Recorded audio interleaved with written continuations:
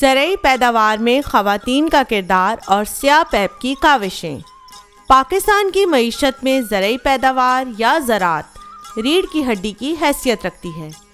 ایک سروے کے مطابق ملک کی مجموعی قومی پیداوار کا 23% حصہ اسی سیکٹر سے آتا ہے اور ملک کی 45% آبادی کا انحصار زراعت کے شعبے پر ہے۔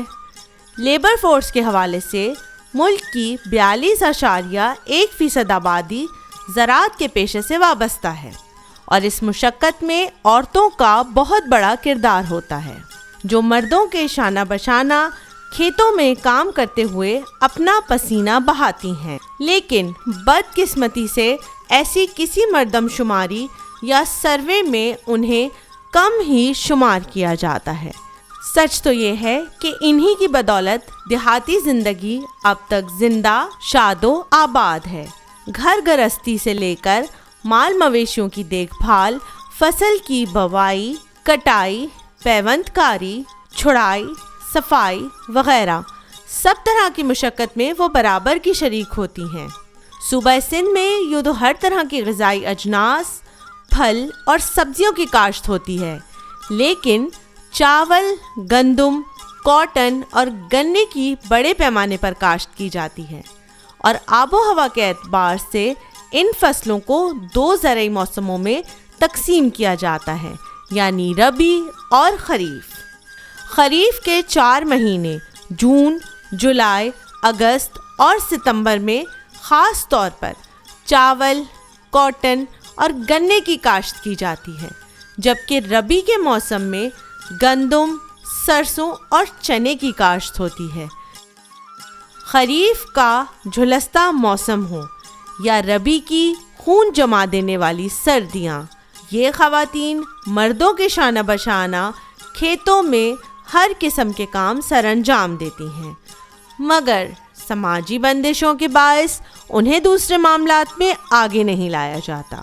نہ تو انہیں زراعت سے متعلق کسی سیمینار یا اجتماع میں شریک ہونے دیا جاتا ہے، اور نہ ہی کسی زرعی اسکول یا تربیت گاہ میں شرکت کرنے کی اجازت ہوتی ہے۔ مگر سیاہ پیپ پروجیکٹ نے بڑی حد تک ان بندشوں اور رکاوٹوں کو پھلانگ کر ایسی بامشقت کاشتکار عورتوں تک رسائی حاصل کر لی ہے۔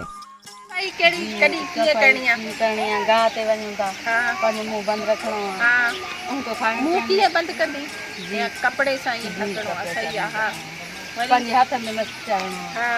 صفائی کھادو پیتو کرنا، منا اتنا موٹے تو پو تڑ کرنو تئی، صفائی کرنی ہے، کپڑا مٹائنا، پو بارن کے ہاتھ لائنو ہے، بیو کم کرنو ہے۔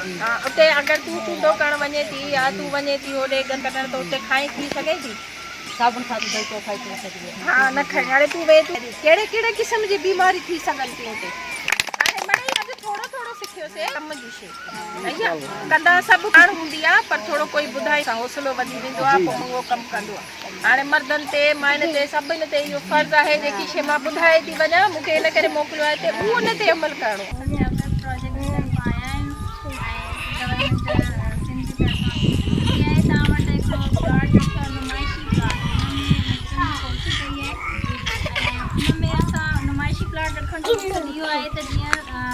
خبر پہ جی نئی شیوں یا کیڑا بیج وغیرہ بہا استعمال کرن انہن سا یہ فصل گھٹ خرچ تے فصل سٹھو وٹھی سکدے، ان حوالے سان تے نمائشی پلاٹ رکھیا آج ماشاءاللہ پوکھی تھی ہے۔ اساں جو کم چھاتے آ، اساں جو کم آ سائن بھاجن دے تے تہاں کے بھاجی پوکھیو تا تہاں کے یا خبر ہوڑ کھپے تے بھاجی کیڑی موند جی ہے۔ سیارے جی بھاجی گرمی میں نہ پوکھنی، گرمی دی بھاجی سیارے میں نہ پوکھنی، چھو تا ہوا خراب تھی ویندی۔ ہاڑے تا چونڈو کندو گندگا پان کٹی دے پان کندا پو ہاڑے جڑی یہ پھٹی کرن ویندا تے کیڑے ٹائم ویندا پھٹی سات دی ویندا پانی گھڻي ڏينو त तव्हांखे ख़बर आहे घणा पाणी चई हाणे हिन खां पोइ छा ईंदो चूंडे जो टाइम ईंदो न त चूंडे जे टाइम ते तव्हां कहिड़े टाइम वेंदा सुबुह जो असां जेको प्लाट पोखी कराई आहे कंदो उहो तव्हां ई सॼी ठीकु आहे, पर उनजी उपत केतिरी थी आहे जेको तव्हां पोखियो उनजी उपत जेको तव्हां माना शुरू खां कंदा पिया आहियो उन में ऐं हिन प्लाट में ऐं उहो तव्हां पाण जॾहिं वाज़िह फ़र्क़ु ॾिसंदव त इहे ई तरीक़ा तव्हां ॿियनि पंहिंजी फसलुनि में बि अपनाईंदव। ऐं पोटाश हिकिड़ो अहिड़ो भाण आहे जेको ॿूटे जी वाध वेज में मदद करे थो, गर्मियुनि में ॿूटे खे गर्माइश खां बचाए थो। ऐं जेको फ्रूट जो साइज़ आहे न, भले टोमेटो आहे या लीमन या काई बि तव्हांजो आहे ज़राअत जे हवाले सां कणिक आहे, उनजो साइज़ वधाईंदो आहे, उन में मिठास वधाईंदो आहे, रस वधाईंदो आहे। पोटाश हिकिड़ो तमामु ज़बरदस्त भाण आहे जेको तव्हांखे ॿिन्हिनि में इस्तेमालु करणु घुरिजे। हीअ जेको मां हींअर टमाटे जी फसल ॾिसी आई आहियां, माशाल्लाह सां ॾाढो ज़बरदस्त थियो आहे। हीअ हर जॻह ते माना हिकिड़ो दुही ठही पई आहे, इहो छा लाइ कयो अथव? माक बाक न कर बीच बीच न पवे। हाउ अच्छा, माना असां हींअर जेको ॿाहिरि फील्ड जो विज़िट करे आयासीं, उहो माना उन हर कुंड ते हिकिड़ी दुही ठहियल हुई, किन किलो या भाण वग़ैरह उनखे माना तव्हां ॾींदा आहियो, त उन सां इहो छा थींदो त वायरस वग़ैरह न लॻंदो? न हाउ ईअं जुहन में बीड़ में विंदो हलियो। हाउ ऐं इन सां फसल खे नुक़सान कोन थींदो। अगर इनकी ज़मीनों में सब्जी होती है, ये बच्चों को बेचती है, घुस जाती है, लेकर आती है तो तूरिया लेके आई, भिंडी लेके आई, इनका एक वक्त का सालन हो जाता है। इनमें इनके घर की रोटी या चूल्हा नहीं बनता, बल्कि ये अपनी खुद सपोर्ट भी करती हैं। Sindh irrigated agriculture productivity enhancement project SIAPAP हुकूमत सिंध का वर्ल्ड बैंक के तावन से सिंध में जारी ऐसा मंसूबा है जो सिंध की ज़राअत को बढ़ावा देने की खातिर गुज़िश्ता 5 सालों से तगोदो में मसरूफ़ है। पानी की किल्लत को मद्देनज़र रखते हुए SIAPAP प्रोजेक्ट के तहत सूबा सिंध में वाटर कोर्स पक्के कराए जा रहे हैं। ड्रिप इरिगेशन की जदीद आबपाशी टेक्नोलॉजी मुतारिफ कराई जा रही है और आबादगारों की तरबियत के लिए फार्मर्स फील्ड स्कूल्स कायम किए जा रहे हैं। इन फील्ड स्कूल्स में मर्द आबादगारों के साथ साथ खेतों में काम करने वाली ख़वातीन पर भी खुसूसी तवज्जो दी जा रही है। उन्हें ज़राई टेक्नोलॉजी, जदीद ज़राअत की जानकारी और ज़राई पैदावार बढ़ाने के तरीक़ाकार समझाए जाते हैं और इसके अलावा मुस्तहिक ख़वातीन को किचन गार्डनिंग किट्स मुफ्त फराहम करके उन्हें बीज और खाद के औकात और तरीक़ाकार भी समझाए जाते हैं। किचन गार्डन जी किट ॾिनी आहे, अचो त इन्हनि खां पुछो इन्हनि किचन गार्डन जी किट खां कहिड़ा कहिड़ा फ़ाइदा वरिता आहिनि, इन्हनि खे मतिलबु कहिड़ियूं सहूलियतूं मुयसरु थियूं आहिनि असांजे SIAPAP प्रोजेक्ट जे थ्रू। बेनज़ीर जी तव्हां ॿुधायो। SIAPAP वारनि असांखे हे ॾिना आहिनि, अॻु में असां कंदा हुआसीं पर पाणी असांजो जाॾे काॾे भॼी पवंदो, नालियुनि मां हली वेंदो हर होॾे। हीअ हाणे असां जिथे बि सलो पोखियूं था उते असांजो ही पाणी जो थोरो जेको आहे किरे थो, होरियां जेको आहे असांजूं इहे भरिजी वञनि थियूं। हूअं तकलीफ़ ई त कंहिं महिल काॾे वञे पियो, कंहिं महिल काॾे वञे पियो पाणी। हाणे इहो असां ड्रम भरे रखंदा आहियूं। SIAPAP जेको आहे इन ड्रिप ज़रिए जेको आहे असां हूअं खिरनि मां पाणी भॼी पवंदो, हाणे इन्हनि जे ज़रिए आस्ते आस्ते असांजी तरकारी भरिजे थी।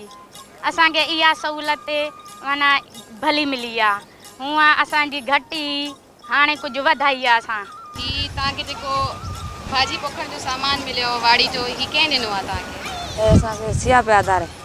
सही, कहिड़ी कहिड़ी शइ मिली आहे तव्हांखे? असांखे रेड़ियूं मिलियूं आहिनि, ड्रम मिलिया आहिनि, कोदार मिली आहे, रंबी मिली आहे, बाल्टी मिली आहे, रेड़ी मिली आहे, बिज बि मिलियो आहे, भाण बि मिलियो आहे। सही, हिन में कहिड़ियूं कहिड़ियूं भाॼियूं पोखियूं आहिनि तव्हां? भाॼियूं भिंडियूं, पहिरीं तूरियूं ऐं मेहा ऐं कद्दू, पालक। उहो बिज असांखे पहिरीं मिलियो, उहो ख़तमु करे हींअर असांखे मिलियो तूरियूं, गुआर, मेहा, तूरियूं।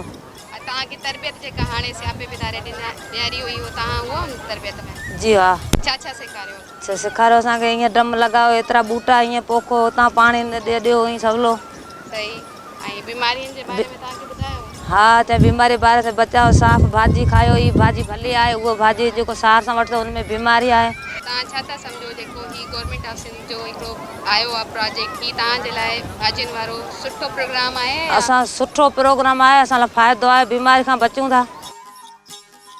SIAPAP प्रोजेक्ट से ऐसी बहुत सारी बाहिम्मत, बासलाहियत, तजर्बेकार और बाएतमाद सोशल मोबिलाइज़र ख़वातीन मुंसलिक हैं जिनके ज़िम्मे ऐसा पेचीदा और मेहनत तलब टास्क दिया गया है जिसको तमाम तर समाजी रुकावट के बावजूद وہ یہ ذمہ داری بڑے احسن طریقے سے نبھا رہی ہیں. Role of women in agriculture production and SIAPAP انڈیورس.